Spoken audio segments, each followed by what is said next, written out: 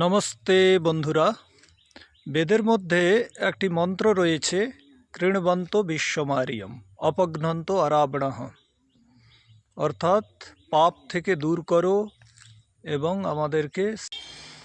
মন্ত্রটি বলছে যে তুমি আর্য হও বা গোটা বিশ্ববাসীকে আর্য বানাও। এর দ্বারা বোঝা যায় যে আর্য কোনো শ্রেষ্ঠ গুণের অধিকারী হলে বলা যায় আর্য কোনো জাতি নয়, কোনো বাইরে থেকে আসা মানুষবর্গ নয়। আর্যত্বের গুণগুলোকে যে ধারণ করতে পারবে তাকেই আর্য বলা হয়।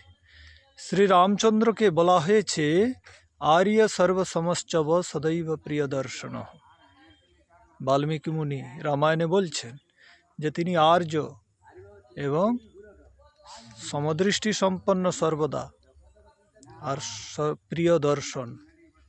তাহলে এরকম শ্রী রামচন্দ্র ছিলেন। কৃষ্ণ অর্জুনকে উপদেশ দিতে গিয়ে বলছেন কুতস্তম কসমলম ইদম বিশ্বমে সমুপস্থিতম অনার্য জুষ্টম অসর্গ্যম অকীর্তিকরম অর্জুন। এই যে অনার্য শব্দটি ব্যবহার করেছে, আর্যের বিপরীত শব্দ অনার্য।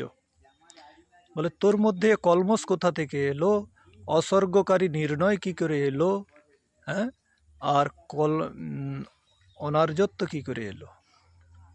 তার মানে আর্য হচ্ছে শ্রেষ্ঠ গুণের অধিকারীকে বলা হয়। বিদুর প্রজাগর বলছে ন বৈরিম উদ্দীপয়ন্তি প্রশান্তম ন দর্পমারোহতি নাস্তমেতি ন দুর্গত অস্তিতি করত্যকার্যম তমার্য শীলম পরমাহুরার্য।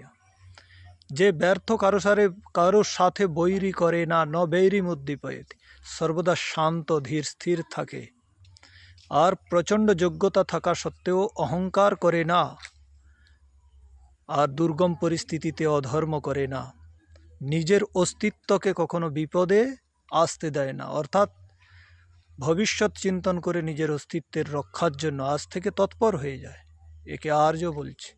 যে নিজের সুখে হর্ষিত হয় না কিন্তু অন্যের দুঃখে দুঃখী হয়, দান দিয়ে কখনো অনুতাপ করে না, বিদুর প্রজাগর বলছে তাকে আর্য। তার মানে আর্য কিছু বিশেষ গুণের অধিকারী হলে হওয়া যায়, এমনি হয়ে যায় না কি আর্য কুলে জন্ম নিয়েছি তো আর্য হয়ে গেছি। তাই বন্ধুরা গর্ব করুন, আমরা আর্য ঋষির পুত্র। হ্যাঁ, সমস্ত ঋষি মহর্ষিগণ সেই আর্যত্বের অধিকারী ছিল, গুণের অধিকারী ছিল, আর আমরা তাদেরই বংশধর। আমরা সে শাণ্ডিল্য গোত্রোৎপন্ন, কাশ্যপ গোত্রোৎপন্ন, মৌদ্গল্য গোত্রোৎপন্ন। আমাদের প্রত্যেকের গর্ব হওয়া উচিত যে আমরা সকলে আর্যাবর্তে জন্মেছি।